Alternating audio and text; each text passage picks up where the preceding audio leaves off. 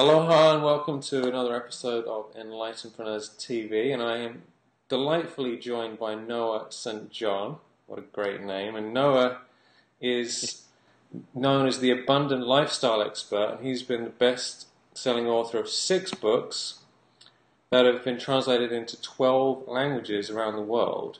He's also appeared on over 2,000 media outlets, including CNN, ABC, NBC, NPR, Women's Day, The Washington Post, and Parade magazine. And I just want you to get a pen and paper right now and really take this seriously, what Noah's about to share, because he's going to be talking about 2 things. Firstly, how he's turned his inspirations and passions into an amazing business that served thousands and thousands of people and created the life that he wants and really made a huge impact on others. And also he's going to share with you how you can get his new program and how you can start thinking like a millionaire in less than 5 minutes a day for free. So welcome, Noah St. John. Well, thanks so much, Michael. It's a real honor to be here with you. It's a pleasure. And I just wanted to mention quickly, because I was just sharing this with Noah earlier, I know about him originally because I've been studying Evan Pagan's work for a while, and on his Get Altitude program, Evan was playing with Noah the entire way through, and I just found it extremely funny, and I thought, I like this guy, so I need to talk to him. Yeah. Just tell us a little bit about that, quickly. Well, it's that program has gotten me more mileage than like anything. I mean, I have not gone to an internet marketing seminar in the past 5 years where someone hasn't gone and said, "Hey, are you that guy from the DVD?" And I know exactly what he's talking about. It's so funny. I'm like, that's been like, I don't know, $100,000 of free advertising or something. Because every time people stop me, and I've had so many people say, "Man, Noah, you're the best thing on that whole CD, that whole series. I didn't even watch it anymore after your thing. That was it." I'm like, well, okay, I don't want to say anything about that. I mean, it was so funny. Basically, it was so funny. That was one of the first things that conferences that I went to in marketing, internet marketing. I honestly, I didn't know what the heck I was doing. So I literally sat myself in the front row and I said, "All right, buddy, teach me," and I just ready, and I probably took 100 pages of notes at that time. Yeah. And so I was just absorbing it. And afterwards, after I did the thing on the stage that you're talking about, and that I call it the most famous hot seat in internet marketing history. just funny. But Evan comes up to me afterwards. He says, "Hey, no, come here." And I said, "What?" He goes, "People like you. You're funny. You need to sit in the front row, and I'm going to mess with you the whole week, okay?" I said, "All right, man, whatever." That was awesome. Have you gone back to any more? Well, I mean, now I do them. So I mean, I'm hosting my own seminars and things like that. But yeah, I mean, I still go to industry events, of course. I mean, you got to stay on top of this. I mean, as you know, and everybody watching knows, it's constantly changing and moving every day. It's a new something. And so, yeah, I mean, I do. But now I also get to host my own, so it's fun. Sure, yeah, exactly. But so as long as no one's missing you, that's the main thing, Noah. Yeah. So, we do what we can to spread the love. Yeah, exactly. So I wanted to talk about 2 basic topics in the interview today. One is the kind of more business side of things, which of course includes the mindset. I mean, we obviously can't avoid the consciousness, mindset, non-physical inner work side of it, because really that is the key thing. And obviously we can't just do that and not take any action either. So I wanted to just learn from you, what have you done for the inner work and what have you done for the outer work that has really transformed your ideas into the life and the business and the success that you've had, and any challenges you've had along the way. And I'm sure there's plenty of stories and leverage and mileage that you've gone through. So I understand that's a bit of a loaded question, but just take it away. Absolutely. Sure. Well, thanks, Michael. Well, you're 100% right. I couldn't agree more. There's no question. So how important it is to do both. So what I do, just for those folks who don't know or this is the first time hearing from it, what I do is I help business owners master their inner game and their outer game of success. So they really start spending a lot less time at work, start making a lot more money, and having a lot more fun in business. So it really is so critical to look at both the inner game and the outer game. And just very briefly, the way that I got started in this was I grew up poor in a rich neighborhood, so which is kind of a funny experience. I grew up in a little town called Kennebunkport, Maine, which happens to be one of the most wealthy communities in the United States. But I didn't know that because we were poor. We lived at the end of this dirt road, and I literally went to my mother when I was about 9 years old and said, "How come you and Dad are always arguing about money?" That's all they did. It was just constant yelling and screaming, and we don't have any money, and, lack and fear. Mm-hmm. And she said, well, your dad doesn't bring in enough money to support us, and which was odd and very strange because my dad worked all the time. I mean, he was always working. So I said, well, why? Why isn't there enough money? Just like a kid would do, just very innocently, And I don't think she knew how to answer the questions. So she showed me the family checkbook, and sure enough, there was more month left at the end of the money every month. And so I made two decisions at that point, Michael. I said, first of all, I'm not going to want anything. I don't want to be a burden to my parents, so I won't want anything. I'm sure that wasn't my mother's intention for that to happen, but nevertheless, as a kid, that's what you do. And the second thing I decided was I'm going to make something of myself. I don't want this to be the case in my life. I want to be successful, whatever that even means. And so you've heard of that book, Rich Dad, Poor Dad? Yeah. Well, I only had a poor dad. So, I had the library. That's what I had. I just went to the library and I started studying all the books, the classics, Napoleon Hill and Stephen Covey, Wayne Dyer, Dale Carnegie, all the classics that I'm sure we all know and love. Yeah. And I just said, how do you succeed? How does this even happen? What does it mean? And I just started on a very long journey. And basically I kind of came upon the system of transforming your life in 1997, and I started teaching it to clients. And the successes were really, really remarkable. And so I started traveling the country and doing speaking engagements. I was speaking to big companies and organizations like the PGA of America, the professional golfers, places like that. So on the outside it looked good, but on the inside I really hadn't transformed completely. I was still coming from a place of fear. I was coming from lack. I wasn't trusting myself, trusting my intuition, my gut, if you want. And so I was listening to the wrong people and not listening to myself. And, I'm sure a lot of folks can relate to that. But basically, long story short, I ended up in 2007. I'd been in business for 10 years, and I ended up $40,000 in debt, credit card debt. And I ended up actually moving back in with my parents and working out of their basement. Oh, nice. So try that on for size. It was awful. And as you can imagine, I felt, embarrassed, ashamed, humiliated, and frankly, I felt like I'd let everybody down.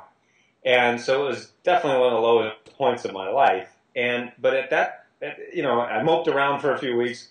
And then I finally said, okay, if you created this lousy situation, that means you can create something else. Mm-hmm. And so I really, at that point, Michael, I just kind of drew a line in the sand or a stake in the ground, whatever you want to say. I just basically made a decision, and I said, enough is enough. I've listened to all these people and not listened to me, not trusted me, not just acted from what I know. I've been coming from fear and not enough, and I know better, or I should know better. Anyway, bottom line, long story short, what happened was after I made that decision, and it was hard. I was still pretty scared and in debt. It was all my outer things hadn't changed, but I just made an inner decision. And after that, 24 months later, well, first of all, 12 months later, I paid off all of my debts. I became 100% debt-free. I haven't gone back into debt since. And, 24 months later, after that decision, I had a 6-figure book deal from one of the world's largest publishers. I met the woman who I am now married to, who's a gorgeous blonde massage therapist. How's that for manifesting? Bought a beautiful home here in the Midwest. Then I started traveling all around the world. I was invited to other countries to speak and things like that. My books, as you mentioned, are now published in all these different languages. So the moral of the story, I guess, the long story short, is that didn't happen until I realized that I've got to stop coming from a place of fear, and I've got to come from enough, even if I don't see enough, even if it's not hasn't shown up yet, because it hadn't. And I just had to make that decision, and then that's when the inner game and the outer game started to align, and that's really when the magic started happening.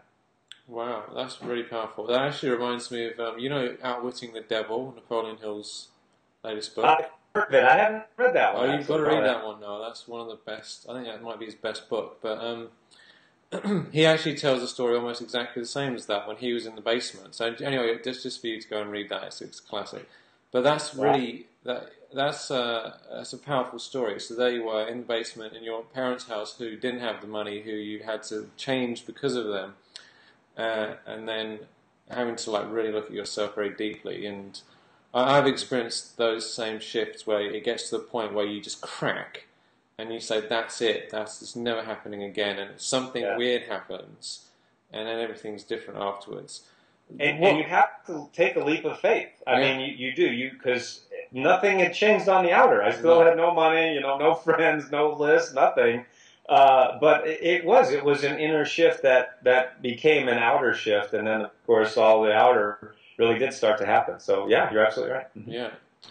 Well, that's fantastic. Why don't you share what are the things that have allowed you to make that inner shift? Or what is the biggest inner shift in a game tools?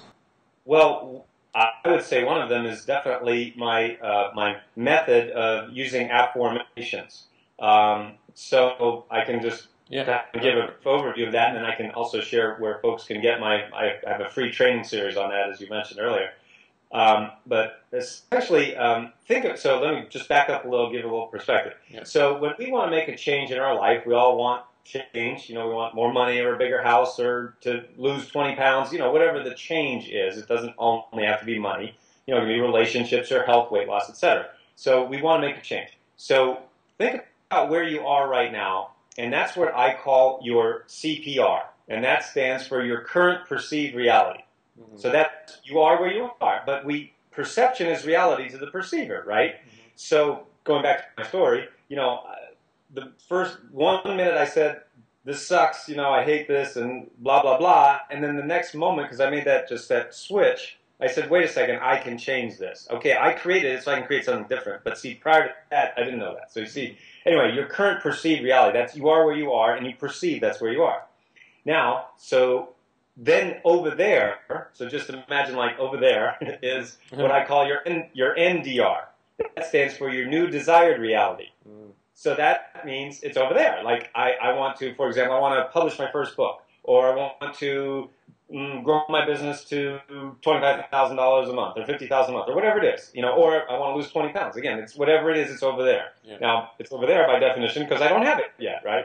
So by definition, it has to be somewhere else. Mm-hmm. So you're here at your CPR, you're looking at your NDR, and in between there's what I call the BG. Now, that doesn't stand for Barry Gibb. That stands for the belief gap. It's a belief gap. Now it's a gap, but ironically for most of us, it's a belief gap. Meaning, I don't think I can do it, or I don't know if I can do it, or I'd really like to, but what if I can't do it? So there's really literally a belief gap. Does that make sense? Yeah. So that's where we are. So now the reason I painted that sort of broad picture there is think about what we've done in the past to try to overcome that, because of course we all want to make changes, and we've all read lots of books and got lots of programs on this. So one of the things that what I call traditional success programs have taught us is to use this method of affirmations, or positive statements. So in other words, to get you from where you are to where you want to be, they say to use positive statements. So to change your brain, right? To basically, and they didn't really use these words, but I'm going to use my language, is overcome the belief gap, okay? Yeah. So basically you're supposed to say things like, I'm happy, I'm rich, and I can do it, and psych yourself up, right? Yeah. Okay, so for example, a classic affirmation is, if you want to be rich, which I think most of us do, say, I am rich, right? So if you say that statement, I am rich, So just think about it for a second. You say, I am rich. Now, what do you hear in your brain? Most of us would say, what about this and this and this? And yeah, probably it'd be something like, yeah, right. Yeah, right. Or what? Yes, or something. Yeah, it's like, I don't really believe you, buddy. You just said something, but I don't really believe you. Okay, so now the traditional success program said, well, listen, if you don't believe your statements, then just all you have to do is repeat it over and over 1,000 million billion cajillion times, and then you'll believe it somehow someday. Okay. Now, look, remember, affirmations do work sometimes, but sometimes they don't. So it's been a little frustrating. So let me take you back. So this was April 1997, and I was actually at this point in my life, at that point, I was a broke, divorced, 30-year-old college student. I was a religious studies major, in fact, and I was at a small liberal arts college in New England, studying religious studies. Anyway, so I was thinking about this very point that we're talking about right now, about these, because I've been reading these books. Remember, I went to the library and I read all the books, and they all said the same thing, is just use these statements. So I did that. I mean, I'm like, I want to succeed, so I'll do what you tell me to do. So I wrote the statements. I had it all over my walls, you know, like I know a lot of folks do this. Yeah. People told me this in seminars many times. Anyway, so I had, and I'm looking around. This was one night, April 1997, and I'm like, why don't I believe any of this? I see the statement, but it's not penetrating. I don't believe it. So, and I went to bed that night. I was very just frustrated and kind of upset, angry. So the next morning, I got in the shower, and I was thinking about all this. You ever have those ideas in the shower? You're in the shower. And just, right, exactly. So it's like that magic time place. Yeah. So I was thinking about this very point, and I said, how come, you know, I've been saying these statements, I'm doing everything they told me to do, and I just don't believe them. Why is that? And then I started to think, well, what are we talking about? We're talking about human thought. Well, what is human thought? And I said, well, let's see. Human thought is the process of asking and searching for answers to questions. Not statements, but questions. So, for example, why is the sky blue? Why is the sky blue? I don't know, actually. Do you see what just happened in your brain, though? Do you see what just happened? Yeah. Your brain automatically, I asked you a question, just a random question out of the blue. Why is the sky blue? Your brain instantly started to search for the answer. Yeah. Right? In fact, it happened without your own volition. You couldn't help it. You could not do it. No. So I said, wait a second. If the human mind is automatically searching for answers to questions, why are we going around making statements that we don't believe? Why don't we cut out the middleman? And then I said, well, what would that look like? Well, let's see. You got the statement, a positive statement, I am rich, and your brain says, yeah, right. So what would the question be? Why am I so rich? Why am I so rich? Now, for everybody watching and listening, when you ask the question, why am I so rich, what starts to happen in your brain?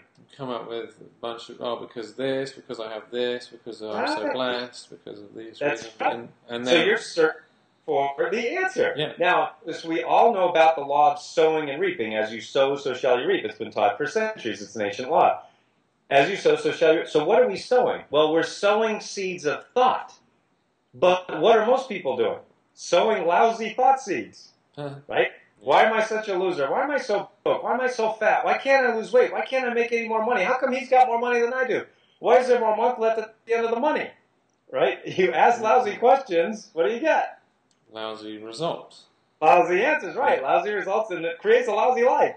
So I said, wait a second, what if instead of asking lousy questions that lead to lousy answers and a lousy life, what if we flipped the whole thing on its head, started asking empowering questions that lead to phenomenal answers and create a wonderful life? And as I was standing there in the shower, April 1997, I said, holy cow, I think I just invented something.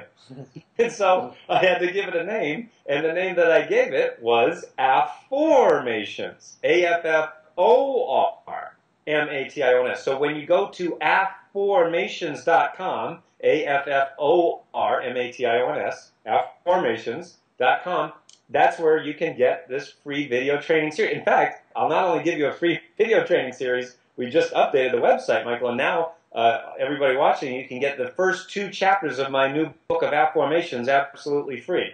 Yeah. So My job now, since I had that epiphany, if you want, back in 1997, and this is one of the things that taught so many people around the world. In fact, over 50 countries so far. We've got people using and studying and sharing affirmations with their friends, their family, their kids, their upline if they're network marketing, or their team members, their organization.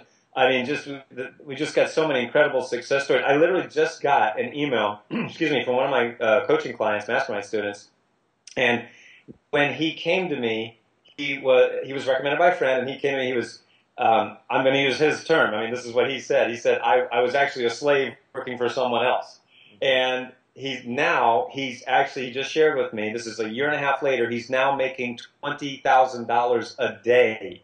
$20,000 a day, and he's actually on track for $6 million in revenue this year. Wow! So I mean, it's like night and day, and he's of course very excited about that. So anyway, we've just had so many awesome success stories and case studies. So anyway, again, Afformations.com, you get a free video series and the first 2 chapters of the book there. And again, wanted to share that with your viewers. Fabulous, yeah, and I highly encourage everyone to check it out. I actually been to that website, and Noah's giving away a lot of good stuff there and really explaining what's going on. And yeah, it might sound simple, like most of the profound shows, but they are extremely powerful. It's just so.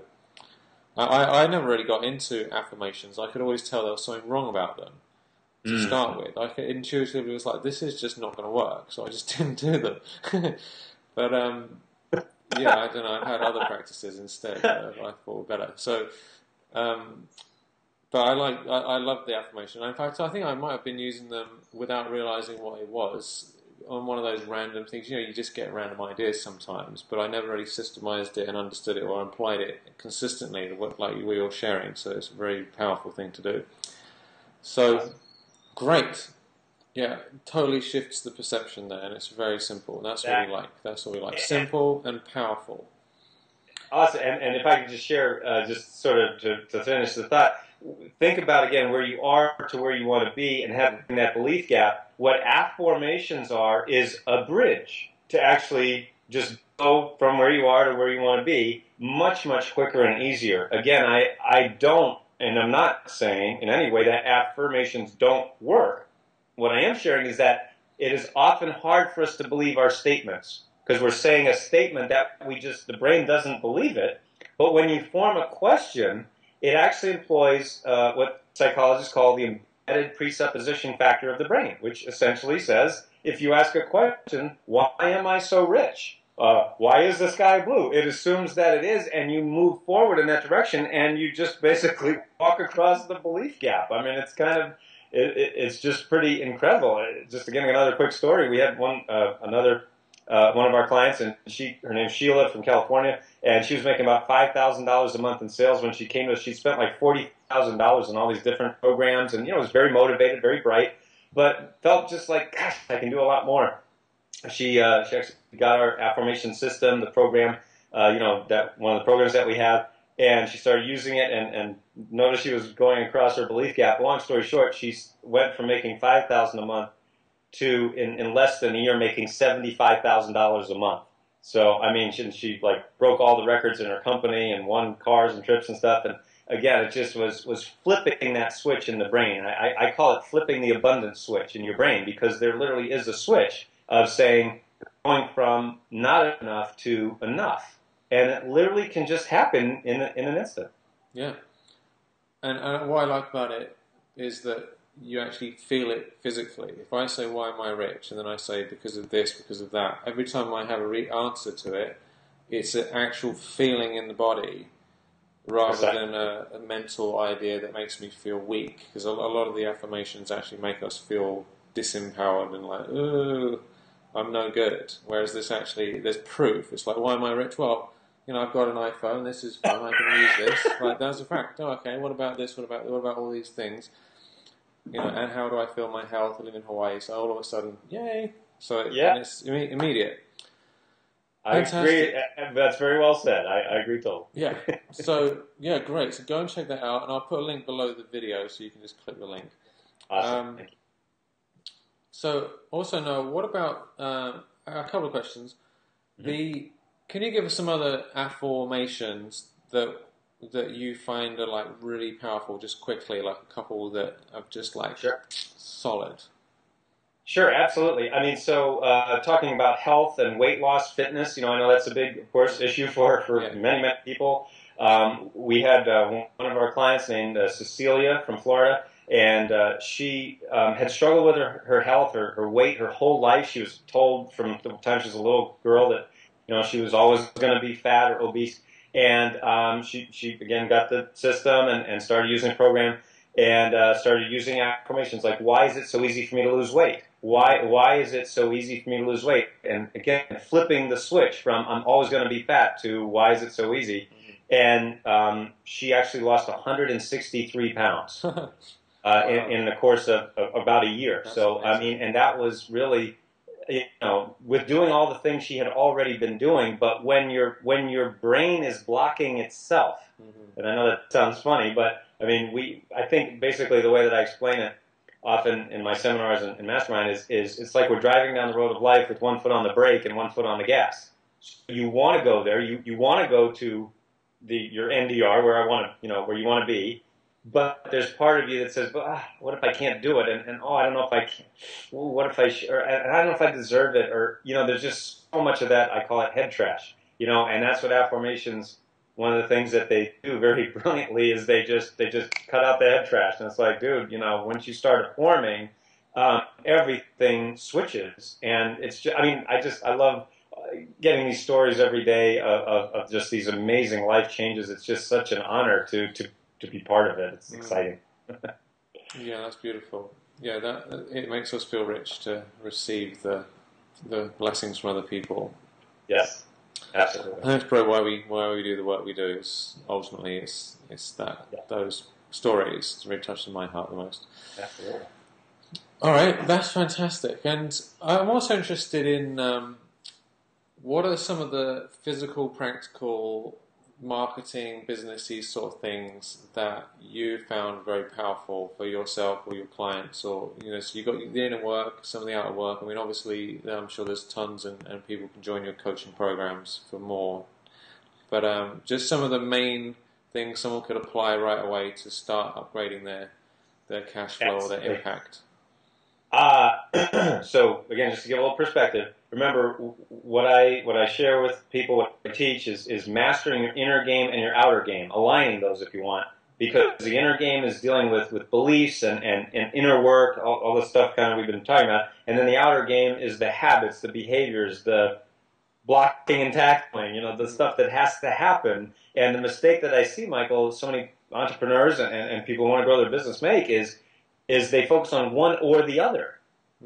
For example, people who, sit there and meditate and say, okay, the money's coming, and it's like, okay. Then you go to their website and it's like, it was updated in, 2000 or something. And okay, that's just not, and then also you get the people, who they buy lots and lots of programs and yet they never really finish them. They just don't follow through, and they feel overwhelmed, and they have trouble focusing because there's just so much stimulation, as we all know. There's overstimulation. I say we don't live in the information age. We live in the information overload age. There's just way too much information. So we actually have to simplify. We have to cut down consciously, and that's hard. But anyway, my point is you have to align your inner game and your outer game to have the thing called success. So I've had the opportunity, the honor to interview over 50 millionaires and multimillionaires, highly successful, very famous people. And one of the things that I've learned in discussing this topic with them is that the number one predictor of your wealth, your success, money, income, however you want to say that, is the people that you surround yourself with. There's just no way around that. And every highly successful person I've ever met has a mentor or a coach or several or part of a mastermind group, and just an inner circle and, an accountability partner, someone who the way that I say it is they believe in you more than you believe in yourself. And at every stage, every highly successful person I've ever spoken with or interviewed has had, at one point in their life or currently, someone who actually believes in them even before they believed in themselves. And I actually just I was actually just watching an interview with the quarterback for the New Orleans Saints, Drew Brees, and he was sharing that at one point he was benched and he was at a very low point in his career, and he was just like saying, "Oh, maybe I should hang it up." His wife, when he came home one day, had plastered all over their home pictures of him like in college and high school and playing quarterback, and basically said, "You can do it, honey, and I believe in you." And of course, he went on to great success and winning and being the MVP of the Super Bowl. So it's just one example of that. But history is rife with those. For example, Bill Gates, and he is often asked. Bill Gates is often asked, has been asked in interviews, what's the best decision you've ever made? And of course, Bill Gates being unbelievably successful, you would think there would be all these different, kind of fancy things in the sense.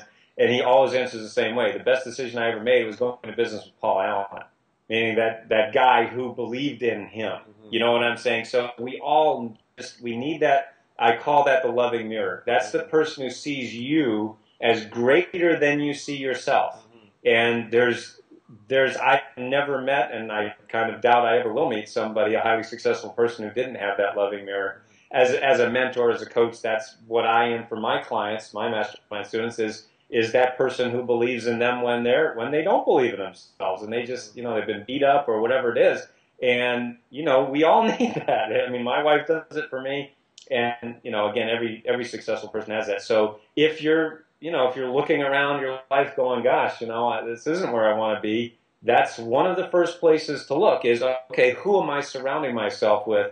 And if you're not happy with it, then you need to make that change.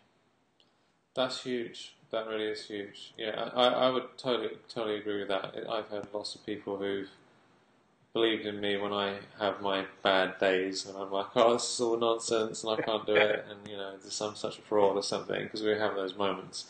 No, look at all these people you're helping, and all this stuff, and I'm like, but yeah, I don't think I got anywhere if it wasn't for that. Actually, that is really, really powerful. And actually, most people have it. Maybe just don't realize how powerful it is or take advantage of it enough. You're absolutely right. In fact, it's funny you just said that because very, very often in my interviews, when I have interviewed, these very, very successful people, they actually weren't conscious of that. And I would say, have you ever noticed that, you had this or you did this? And they go, yeah, you're right, I did do that. It's like they're just unconscious. Yeah. But when you've always had something, it is easy to take it for granted in that sense. And so for those of us who, maybe weren't born with it or didn't have it or what have you, the good news is you can create it. That's, why I share my basement story to realize that if somebody like me who was, you couldn't get much lower than that can create this, then anybody can do it when you follow the system. Yeah. Did you have any, aside from the general benefit of having a loving mirror, is there anything you've learned or experience you have of amplifying that consciously? I'm not sure what you mean amplifying. For example, my partner, she loves me very much and she's very supportive of me, and so I appreciate that. And there's actually various people being aware that that's going on.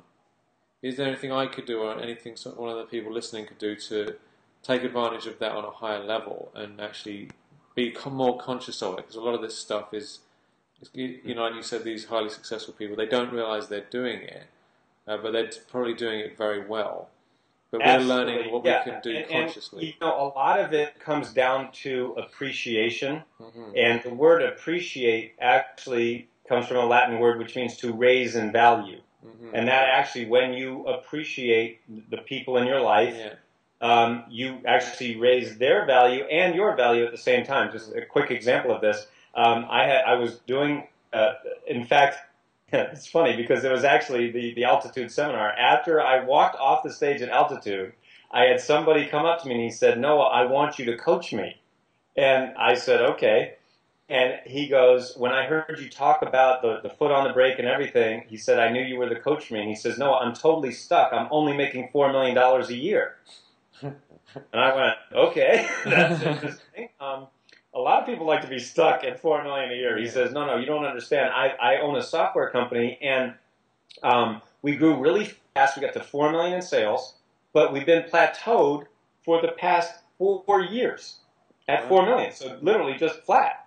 Right. And at stagnation and no growth for 4 years. He said, when you talked about your foot on the brake and head trash and all the stuff you talked about, he said, I knew you were the person I wanted to coach me.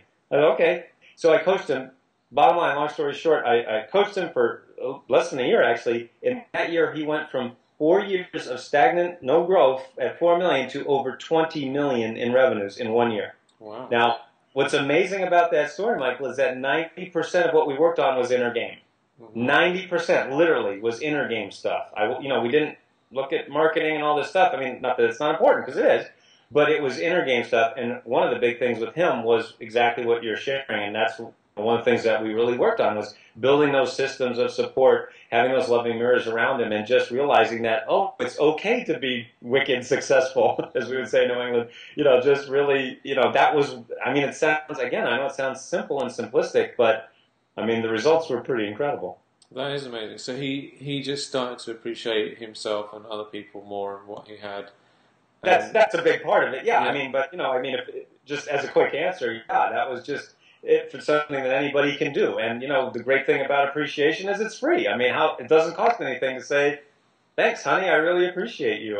That's people make fun of me and my wife because we're just so close. We're just best buddies, and we just love hanging around each other. Well, why is that? Because we're best friends. Well, why is that? Because we appreciate each other. That's what you do with a friend. And so why not do it with your spouse? Say, wow, there's so much. It's, what I call it, catching them doing something right every day. And I try to catch her doing something right every hour. Why wait for once a day? Just keep catching them doing something right. And then what's so cool is that becomes a habit of thought, and you find people like you more. It's funny. Yeah. It's so true. It is so true. Yeah, the more I genuinely share appreciation, the happier I feel for a start. Exactly. And the more the other people just are somehow 1,000 times more loving towards me, and everything's easy. Yes. And anything that would normally be some sort of drama or problem or challenge, it's like, that's not a problem, no big deal, no big deal. It doesn't flare up into an argument or anything because the love is built between us. Yeah, I can't. So? Yeah, that's so powerful. All right, well, any other things on the outer game that you think are useful that someone could apply? Simple things. I guess one of the things, just again, there's a lot, of course. I guess one of the things would be focus. I know that's really hard for people. As I said a moment ago, that to keep in mind, we don't live in the information age. We live in the information overload age. It's not going to ever stop. It's not going to stop. So we have to consciously set up those boundaries in our brain, in our behaviors, in our habits every day. And I call that installing your activity system, or the habit of focusing and having those boundaries. So just as a very simple example, let's say you're studying a program. Let's say you want to read a book or an online program or what have you. Just do that. Just even if it's 30 minutes, just give yourself 30 minutes or 20 minutes. If you can't do 30, just do 20 minutes of uninterrupted. That's the key, is not interrupting. I have a good friend, Dave Crenshaw, who wrote a book called The Myth of Multitasking, and he shows, and there have been many, many studies that show this, that there is actually no such thing as multitasking. He calls it switch tasking. You actually can't really, the human brain can't really do two things at once. We think so, but it's really, you're just switching really quick. Yeah. So it's not, it seems like it's the same, but it isn't. And you can always tell, for example, when you're on the phone with somebody and they're doing something else, and you're like, what is that? What? And it's rude. So just focus on who you're talking to or what you're doing and eliminate those distractions. It's very hard. And again, the world is always going to come at us and say, and try to get our attention. So again, whether you're with your spouse, your family, your kids, or at work with your associates, whatever it is, give yourself the gift of focus and just be there in the moment. It sounds simple, and it is simple, but it's also hard with the overload of information we have. Yeah, Absolutely. I find, like these devices here Ah, are some of the most lethal things in the entire world. for your productivity and your Yeah, profits. yeah. Exactly. I I mean, mean, of I course they're a love. great tool. Yeah, They're I a mean, great it tool. has So I'm not, I'm benefits. not denigrating them, but No, we are in charge. What yeah, happens is we forget that we're the humans. We've got this brain, yeah, supposedly. That thing is a machine. It's supposed to serve us, not the other way around. And, exactly. if you're always jumping at the thing, I mean, it's just nuts. So I could go on and on about that. But again, I Yeah, think you get the yeah, idea of yeah, just frankly, give yourself the gift of focus on whatever it is that you're doing and in the moment. yeah. That's so powerful. Yeah, simple, simple. Cut out all the distractions. Yes. Do one thing at a time. I've never heard that before. That multitasking is a myth, and it's actually switch tasking. Yeah. That makes sense, but I didn't know that was one of those things that they've Yeah. worked out. Yes. Yeah. Well, that's good to know because we can't handle it. I've heard that if you go from one task to another, it can take up to 20 minutes for you to truly get back on the task. Even if it's a few seconds, Yeah. you say, oh, what's the big deal? Those seconds add up to minutes, hours, days, months. You know what I'm saying? So Yeah. it can kill your productivity, quite frankly. And I had one woman, a client who came to us, and she said to me that I asked her, what is it you want? I asked all my clients, what's your big goal? I want to publish my book. Okay, tell me about your book. Well, it's sitting in a box in the closet, and I said, how long has it been there? Oh, 15 years. I said, what? Anyway, it was like, you got to be kidding. Anyway, so bottom line is I taught her these focus methods, and just developed these habits. She got her book published. It took her 9 months, and her book was published. I think she's published like 4 or 5 books now. I was like, wow, that wasn't so hard, was it? It was harder to not do it. You know what I mean? Yeah. That's incredible. Yeah. In a box for 15 years. You can't make this stuff up. It's incredible. Yeah, and it's like, it's so funny because what you're sharing, someone could be listening to this and they might be struggling financially, or they might just not be at where they want to be, and they're thinking, hang on, this all sounds really basic, really simple. What about this, that, and the other? But it is these things that make the difference. That's the strange thing. Everyone wants like this magic pill that is somehow gonna. It's this complicated magic thing, but it's actually these simple things. I have observed, Michael, and I'm sure you have too, that we humans like what's simple. Yeah. But you're right, we do kind of almost fight it like, it couldn't be that easy. Now, the point is, there's a difference between simple and easy. Yeah. That's not the same thing. That's what I think people get confused about. They hear me say simple, if you want, and then they hear, oh, it's easy or it's magic. Well, it's neither. It's not easy and it's not magic. It's science. This is science. One of the things that I always remember is the greatest equation in history, or certainly the most famous one, is E equals mc squared. That's pretty simple, but yet it explains essentially the whole universe. So one little equation explains essentially the universe. How simple do you want? But it is, and that's why I say the difference between simple and easy. Easy means it takes no effort and you just, snap your fingers or, like you said, take a pill. That's not what I'm teaching. This isn't get rich quick. It's not any of that. You have to put in effort. But the irony is humans, we like what's simple and we gravitate to it. And, of course, if it's complicated, who's going to do it? So everything I teach is simple. That's not to say it's easy or it's magic. You don't have to do anything. Of course, you have to make that effort, but it becomes it does become a lot easier, I will say that. Yeah. Just like a workout program. The first time you do it, you can't even do 2 push-ups, but then you keep doing it and get in shape and look pretty good. Yeah, it's so true. I like that expression, life is easy when you live it the hard way, and it's hard when you live it the easy way.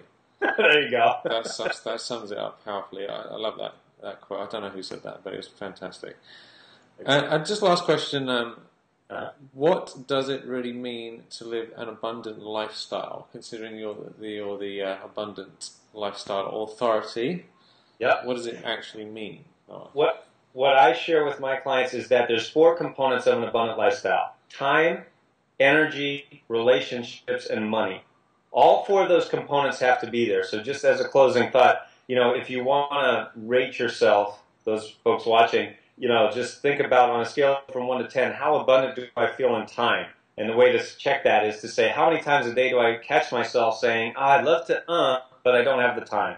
I'd love to play more golf or spend more time with my family or take more vacations or whatever it is, but I don't have the time. Mm-hmm. If you catch yourself doing that a lot, then you might not be so or as abundant as you would like. Similarly, in energy, I'd love to blank, but I don't have the energy. Or I'd love to blank, but I don't have the right relationships. I don't know the right people.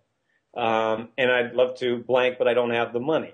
So time, energy, relationships, and money, when you put all those components together, you have what I call an abundant lifestyle. And I think if you are hurting or lacking or feel frustrated in any of those areas, you're not going to have that abundant lifestyle that we all want. And it's very, very possible.